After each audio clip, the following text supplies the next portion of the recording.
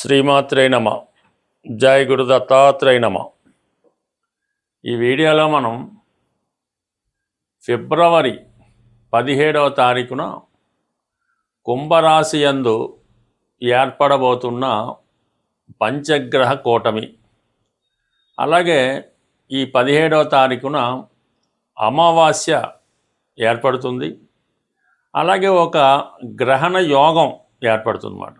అంటే గ్రహణ యోగం అంటే సూర్యుడు, చంద్రుడు, రాహు ఒకే రాశిలోకి వచ్చినప్పుడు గ్రహణం యోగం ఏర్పడుతూ ఉంటుంది. ఈ గ్రహణ యోగంలో పుట్టినటువంటి జాతకులు ఎవరైనా ఉంటే వాళ్ళు జీవితంలో అనేక ఒడిదుడుకులు, ఇబ్బందులు ఎదుర్కోవడం జరుగుతూ ఉంటుంది. అంటే సాధారణంగా ఈ యోగాలు పుట్టినప్పుడు ఉన్నటువంటి యోగాలు ఆ వ్యక్తి యొక్క జీవితాంతం ఏదో విధంగా వెంటాడుతూ ఉంటాయి. అందుకనే వారు పుట్టినప్పుడు తగు విధమైనటువంటి పరిష్కారం చేసుకుంటే ఆ యోగం ఇబ్బంది లేకుండా జాతకుడు అభివృద్ధికి మళ్ళా కారణం అవుతూ ఉంటాయి. అలాగే ఈ ధనిష్ట 3-4 పాదాలు, శతభిషం 4 పాదాలు, పూర్వభాద్ర 1, 2, 3 పాదాలు ఈ కుంభరాశిలో ఉంటాయి. అంటే ఈ టైంలో ఎవరైనా మనకి ఈ ఫిబ్రవరి 17, 18, 19వ తారీఖు కొంతవరకు జన్మించినటువంటి పిల్లలు ఎవరైనా ఆ టైంలో జన్మిస్తే వారి జాతకంలో ఈ గ్రహణ యోగం ఏర్పడుతూ ఉంటుంది. కంపల్సరీగా వాళ్ళు ఆ టైంలో పుట్టిన పిల్లలకి శాంతి పరిహార కార్యక్రమాలు చేసుకోవడం వల్ల వాళ్ళ జీవితంలో అభివృద్ధి కలుగుతూ ఉంటుంది. మొత్తం మీద ఏంటంటే ఇప్పుడు ఏర్పడినటువంటి ఈ అమావాస్యతో కూడినటువంటి గ్రహణ యోగం వివిధ రాశుల వారికి ఏ విధంగా లాభపడుతుంది, ఏ విధంగా నష్టం జరుగుతుంది అన్న విషయాన్ని వివరంగా తెలుసుకునే ప్రయత్నం చేద్దాం. మకర రాశి వారికి ద్వితీయ స్థానంలో ఏర్పడినటువంటి పంచగ్రహ కూటమి ఈ ఫిబ్రవరి 17న చంద్రుడు మన కుంభరాశిలో ప్రవేశిస్తూ అప్పుడే ఎంటర్ అయినటువంటి రవితో కలిసి అమావాస్య యోగం ఏర్పడడం, అక్కడ ఉన్నటువంటి రాహుతో కలియడం వల్ల ఒక గ్రహణ యోగం లాంటిది ఏర్పడడం జరిగింది.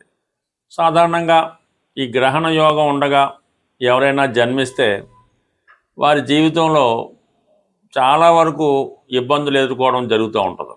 అందుకని ఈ సమయంలో ఎవరైనా జన్మిస్తే కంపల్సరీగా వాళ్ళకి పరిహారం చేసుకోవాలి. ఇప్పుడున్నటువంటి సమస్యల పరిష్కారానికి కూడా ఈ గ్రహణ యోగం ఏర్పడడం వల్ల జాతకులు తగు విధంగా పరిష్కారం చేసుకోవడం వల్ల కొన్ని ఇబ్బందుల నుంచి బయటపడడం జరుగుతూ ఉంటుంది. అంటే ఎటువంటి ఇబ్బందులు ఏర్పడబోతున్నాయి? ముఖ్యంగా 2వ స్థానం అన్నది కుటుంబ స్థానం, అలాగే ధనస్థానం, జాతకుడి యొక్క వాక్ స్థానం, అతని యొక్క దృష్టి, మనీ సేవింగ్స్ ఇవన్నీ కూడా 2వ స్థానం బట్టి ఆధారపడి ఉంటాయి.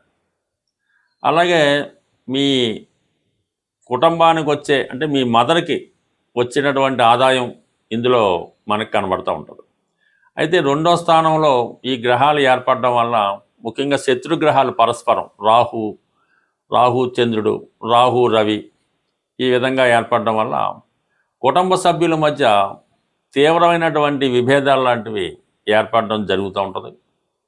ప్రధానంగా కుటుంబంలో ఎవరో ఒకరికి తండ్రి గారికో తల్లి గారికో ఏదో అనారోగ్య సమస్యలు ఏర్పడడం వల్ల కానీ, కుటుంబంతో సంబంధం లేని వ్యక్తులు మీ కుటుంబ విషయాల్లో పెద్దరికం వహించడం వల్ల కానీ, ఈ ఖర్చు ఏదో ఎవరో ఒకరు హెల్త్ ప్రాబ్లం, ఏదో ఒక పెళ్లి చేయాలి, ఏదో ఒక అప్పు తీర్చాలి, ఏదో ఒక ఇల్లు కట్టాలి, ఈ విషయాల్లో ఈ కుటుంబ సభ్యుల మధ్య తీవ్రమైనటువంటి విభేదాలు, అవి చిలికి ఆస్తి పంపకాల దాకాను కుటుంబం విడిపోయేదాకా రావడం జరుగుతూ ఉంటుంది. సో ఈ విధంగా ఎవరో ఒకరు అంటే మీ కుటుంబంతో సంబంధం లేని వ్యక్తులు, ఏ బయటవారో అంటే పిల్లనిచ్చిన మాంగారో ఇంకో బామ్మర్దులో, వాళ్ళు మీ మధ్య తగువుని మరీ విపరీతంగా పెంచి ఈ కుటుంబం విడిపోయే విధంగానో ఆస్తులు పంచుకునే విధంగానో ఏర్పడే అవకాశం ఉంది. చాలా సందర్భాల్లో బాధ్యతలు కూడా పంచుకోవడం జరుగుతూ ఉంటుంది. మీ ఇంట్లో కొన్నాళ్ళు, మా ఇంట్లో కొన్నాళ్ళు, ఈ విధంగా తల్లిదండ్రులను పంచుకునే దాకా కూడా ఈ వ్యవహారం వెళ్ళే అవకాశం ఉంది. అలాగే జాతకుడు కూడా ఈ కుటుంబ విషయాల్లో ఏదో ఒక అపవాదో ఏదో ఇబ్బందో రావడం జరుగుతూ ఉంటుంది. అంటే కుటుంబంలో ఎవరో ఒకరు ప్రేమ వివాహం చేసుకోవడమో, ఇంట్లో చెప్పకుండా వెళ్ళిపోవడమో, లేదంటే ఇంట్లో ఉన్నటువంటి ధనాన్ని ఇంకో దాన్ని పట్టుకొని వెళ్ళిపోవడమో, ఇటువంటి చికాకులు కూడా కుటుంబ విషయాల్లో జరిగే అవకాశం ఉంది. అది పరస్పరం ఒకరి మీద ఒకరికి అనుమానం రావడం, ఇటువంటి చికాకులు కూడా రావడం జరుగుతూ ఉంటుంది. బట్ అలాగే జాతకుడు కూడా తొందరపడి కుటుంబ విషయాల్లో అనరాని మాటలు అనడం కానీ, కుటుంబ పెద్దల్ని విమర్శించడం కానీ, ఈ విధంగా చేయడం వల్ల కూడా జాతకుడు తన యొక్క వాక్కుని కంట్రోల్ చేసుకోవాల్సి ఉంటుంది. లేని పక్షంలో చిన్నది పెద్దదిగా మారే అవకాశాలు కూడా కనబడుతుంటాయి. కొన్ని సందర్భాల్లో జాతకుడి యొక్క ప్రమేయం లేకుండానే కొన్ని నిర్ణయాలు తీసుకోవడం జరుగుతూ ఉంటుంది. ఏదో జాతకుడు పెళ్లి వయసు వచ్చింది, లేదా జాతకురాలకి పెళ్లి చేయాలి, కుటుంబ పెద్దలు ఏదో నిర్ణయించి ఏదో పెళ్లి నిర్ణయించి ఆ పెళ్లి కార్యక్రమాలు జరిపించేస్తూ ఉంటారు. జాతకుడు కేవలం ప్రేక్షకుడిగా ఉండవలసి ఉంటుంది. బట్ ఏదైనా కుటుంబ విషయాల్లో తీవ్రమైనటువంటి అసంతృప్తి, ఆర్థిక విషయాల్లో సమయానికి ధనం అందక చికాకులు, కొన్ని ముఖ్యమైన కార్యక్రమాలు వాయిదా పడడం, ఇటువంటి తీవ్రమైనటువంటి చికాకులు ఈ గ్రహణ యోగం వల్ల ఈ జాతకుడి యొక్క కుటుంబంలో జరిగే అవకాశం ఉంది. దాన్ని నెమ్మదిగా అంటే ఈ సమస్య అన్నాళ్ళు ఉంటుంది, కొద్ది రోజులు ఉంటాయి. ఈ గ్రహాలన్నీ కూడా అక్కడ కొన్నాళ్ళే ఉంటాయి. నెమ్మదిగా రవి ముందుకెళ్ళిపోతాడు ఫిబ్రవరి, మార్చి నెలలో. అలాగే చంద్రుడు ఎంబటినే 3 రోజుల తర్వాత వెళ్ళిపోవడం జరుగుతూ ఉంటుంది. కొద్ది రోజుల పాటు ఏదైనా సమస్య పెద్దది చేసుకోకుండా ఉంటే అన్ని సమస్యలు వాటికి అవే పరిష్కారం అవడం జరుగుతుంది. ఇప్పుడు మన ప్రస్తుత 17వ తారీఖున ఏర్పడుతున్నటువంటి అమావాస్యతో కూడుకున్నటువంటి గ్రహణ యోగం. అంటే దీనివల్ల చంద్రుడు ఇబ్బంది పడతాడు. అంటే చంద్రుడు బలహీన పడిపోతుంటాడు. పూర్తిగా బలహీన పడిపోవడం వల్ల కొన్ని రాసుల వారికి అది ఇబ్బంది కలుగుతూ ఉంటుంది. అలాగే రవి ఎప్పుడూ బలవంతుడిగానే ఉంటాడు, కానీ గ్రహణం పట్టిన సమయంలో రవి కూడా బలహీనం పొందుతూ ఉంటాడు. కంప్లీట్గా ఆ యోగ ప్రభావం వల్ల రవి తన సంపూర్ణ ఫలితాలు ఇవ్వడంలో ఆసక్తులు అవుతుంటాడు. ఆ కారణం వల్ల రవికి సంబంధించినటువంటి రాశుల వారు కూడా ఈ సమయంలో ఇబ్బంది పడడం జరుగుతూ ఉంటుంది. అయితే సహజంగా బుధుడు కూడా అదే రాశిలో ఏర్పడడం వల్ల ఈ బుధుడికి రవి వచ్చినప్పుడు ఈ బుధాదిత్య యోగం అనే యోగం ఏర్పడినప్పటికీ అక్కడ రాహు కూడా కలడం వల్ల, అంటే రాహు సాధారణంగా బుధుడికి ఏమి ఇబ్బంది పెట్టడం. రాహు బుధుడు గురు శిష్యులు లాంటి వాళ్ళు అన్నమాట. బుధుడు ఏ రాశిలో ఉంటే ఆ రాశి ఫలితాలలాగా రాహుతో కలడం వల్ల రాహు యొక్క ఫలితాలు ఇవ్వడం జరుగుతూ ఉంటుంది బుధుడు. సో ఆ కారణం ఏంటంటే బుధుడు అత్యంత మేధావిగా మారుతూ ఉంటాడు. బుధుడికి మంచి సహకారం లభిస్తూ ఉంటుంది రాహు వల్ల. ఇది సైంటిఫిక్గా పరిశోధనా రంగంలో ఉన్న వాళ్ళకి, బాగా విద్యావంతులకి, మేధావులకి ఇది బాగా ఉపయోగపడుతూ ఉంటుంది. అయితే శుక్రుడు కూడా రాహు మిత్రులు అవుతుంటారు. ఈ రాహు శుక్రుడితో కలియడం వల్ల ఈ శుక్రుడు సంబంధించినటువంటి రాశుల వారికి కొంతవరకు వారు ఎక్కువగా జీవితంలో ఏదైతే సాధించాలని కోరుకుంటూ ఉంటారో అవి సాధించడం జరుగుతూ ఉంటుంది. ముఖ్యంగా ఏంటంటే ఏదైనా ఒక వ్యక్తితో పరిచయాన్ని కోరుకోవడం కానీ, ఏదైనా ఒక పెద్ద వాహనం కానీ గృహం కానీ కొనుక్కుందామనే ఆలోచన కానీ, ఎన్నాళ్ళుగానో ఎదురు చూస్తున్నటువంటి వ్యక్తుల్ని, అంటే మరి అబ్బాయిలైతే అమ్మాయిల్ని కలుసుకోవడం, అమ్మాయిలైతే అబ్బాయిల్ని కలుసుకోవడం జరుగుతూ ఉంటుంది. అంటే ఇది ఎవరి జన్మ జాతకంలో అయినా ఈ రాహు శుక్రుడు కలిసి ఉన్నప్పుడు అది ఒక విధమైనటువంటి కోర్కెలతో కూడుకున్నటువంటి వ్యభిచార దోషం లాంటిది అవుతూ ఉంటుంది. సో ఈ విధంగా ఈ 5 గ్రహాలు మరి కుంభరాశిలో కలిసడం వల్ల అక్కడ ఈ రాహు ఉండడం వల్ల, అంటే రాహు మొత్తం ఈ అన్ని గ్రహాలని కూడా వాటి యొక్క ఒరిజినల్ కారకత్వాల్ని నాశనం చేస్తూ ఉంటాడు. రాహు ఒక విషగ్రహం, ఒక రాక్షస గ్రహం, ఒక అవినీతికి సంబంధించినటువంటి అనెతికల్ గ్రహం మాట. అతనికి ఇప్పుడున్నటువంటి చట్టాలతో కానీ, ధర్మంతో కానీ, న్యాయంతో కానీ ఏ విధమైన సంబంధం ఉండదు. తాను అనుకున్నది ఎలాగన్నా సాధించాలనే మనస్తత్వం ఉంటుంది. అంటే ఒక విధమైన వావి వరుసలు ఉండవు, ఒక విధమైన నీతి అవినీతి ఉండదు. ఇది న్యాయం, ఇది తప్పు అన్నటువంటి ఏమి లేకుండా రాహు అనెతికల్గా ప్రవర్తిస్తూ ఉంటాడు. పైపెచ్చు రాహుకి మరి కుంభరాశి ప్రస్తుతం స్వక్షేత్రం అవటం వల్ల అత్యంత బలవంతుడైనటువంటి రాహుతో ఈ మిగిలిన 4 గ్రహాలు కలవడం వల్ల వాటి యొక్క కారకత్వాలు ఇబ్బంది పడుతూ ఉంటాయి. అంటే ఇక్కడ రవితో కలియడం వల్ల మరి ఎవరికైనా తండ్రి గారి యొక్క అనారోగ్యం కానీ, తండ్రి గారు నష్టపోవడం కానీ, పిల్లలకి ఇబ్బంది కలగడం కానీ జరుగుతూ ఉంటుంది. అంటే రవి కారకత్వాలు పాడవుతాయి. చంద్రుడు కారకత్వాలు తల్లిగారికి అనారోగ్య సమస్యలు, ఏదైనా హెల్త్ ప్రాబ్లమ్స్, ఆవిడ జీవితంలో స్ట్రగుల్ పడడం జరుగుతూ ఉంటుంది.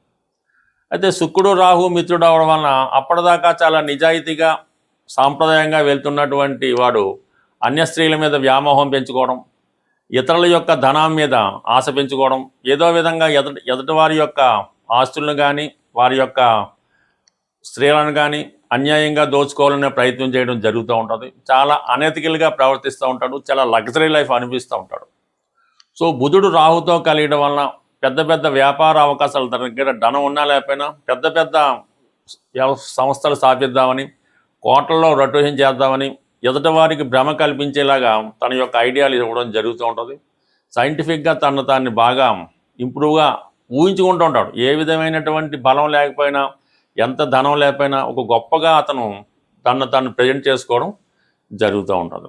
మరి ఈ విధంగా ఏర్పడినటువంటి ఈ 5 గ్రహాల కూటమిలో కేవలం 2.5 రోజులు అటు ఇటుగా మాత్రమే చంద్రుడు ఉండి మీనరాశికి వెళ్ళడం జరుగుతూ ఉంటుంది. ప్రధానంగా ఈ శుక్రుడు మార్చి వరకు ఉండడం జరుగుతూ ఉంటుంది. రవి మార్చి 14 వరకు ఉండడం జరుగుతూ ఉంటుంది.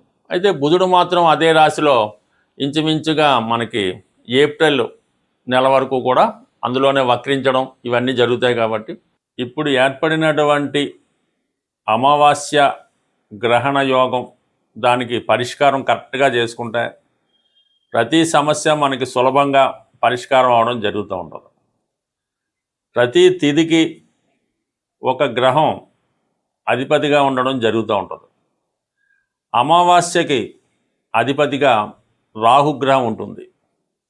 అలాగే అష్టమి నాడు కూడా రాహు ఆధిపత్యంలో ఉంటుంది. అందుకనే అమ్మవారికైనా చండీ హోమాలు అలాంటివి చేసినప్పుడు అమావాస్య కానీ అష్టమి కానీ ఎన్నుకోవడం జరుగుతూ ఉంటుంది. మరి ఈరోజు మనకి ఈ గ్రహణ యోగానికి అలాగే అమావాస్య యోగానికి పరిహారంగా అమ్మవారిని ఆరాధించడం వల్ల మనకి సమస్య పరిష్కారం అవుతూ ఉంటుంది. సింపుల్గా కనకదుర్గ అమ్మవారు లేదా ఒక శక్తి స్వరూపం, లేదంటే దశ మహావిద్యల్లో ఏ అమ్మవారైనా పర్వాలేదు.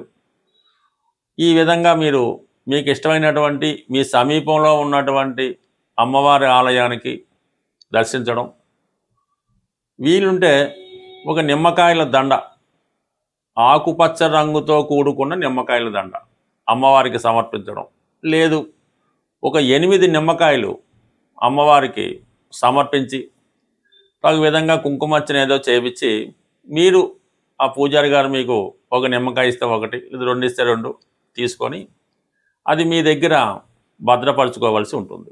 ఒక 4 నిమ్మకాయలు ఇస్తే ఇంట్లో అందరి దగ్గర కూడా పెట్టుకున్నా మీకు ఈ యోగాల నుంచి, అంటే ఈ ఇబ్బందుల నుంచి తొలగిపోయే అవకాశం ఉంటుంది. సో అలాగే చిన్నగా మరి ఇంకా ఇంట్లో పూజ చేసుకునే వాళ్ళు ఎలా ఉంటుందంటే, అమ్మవారికి తమలపాకులో యాలకులు, లవంగాలు, అలాగే వీలైతే కొద్దిగా పచ్చకర్పూరం, అంటే పచ్చకర్పూరం మళ్ళీ 2 రకాలు ఉంటాయి. తిని పచ్చకర్పూరం వేరుగా ఉంటుంది, మామూలుగా ఇప్పుడు ఉన్నటువంటి అందరూ ఉపయోగించే స్మెల్ కోసం ఉపయోగించేది కాకుండా ఇటువంటిది అమ్మవారికి తాంబూలంగా సమర్పించడం వల్ల కూడా ఈ రాహుగ్రహ పరిహారం మీకు రావడం జరుగుతూ ఉంటుంది. బట్ ఏదైనా ఈ చిన్న ప్రక్రియ మీకు చాలా వరకు, అంటే అమావాస్య రోజు చేస్తే మళ్ళా అమావాస్య వరకు మీకు దాని ప్రభావం ఉండడం జరుగుతుంటుంది. అంటే సర్వసాధారణంగా ఈ మధ్యకాలంలో ఏదో ఒకటి ఈ చేతికి కట్టుకోవడం జరుగుతూ ఉంటుంది. తాయెత్తు లాంటిదో, రక్షనో, అమ్మవారిదనో, ఆంజనేయ స్వామిదనో ఈ మణికట్టు దగ్గర ఇవి కట్టుకుంటూ ఉంటారు, రక్షాబంధనాల్లో కట్టుకుంటూ ఉంటారు. అవి చాలామంది ఏంటంటే సంవత్సరాల కొద్దీ అవే వాడుతూ ఉంటారు. అది సాధారణంగా మీరు అమావాస్య రోజు చేతికి ఉన్నటువంటి ఇటువంటి ఈ బంధనాల్ని, రక్షాబంధనాల్ని, కంకణాలని కంప్లీట్గా అవి తీసివేసి ఏదైనా ఒక చెట్టు మొదల్లోనో నదిలోనో కలిపివేయటం మంచిది.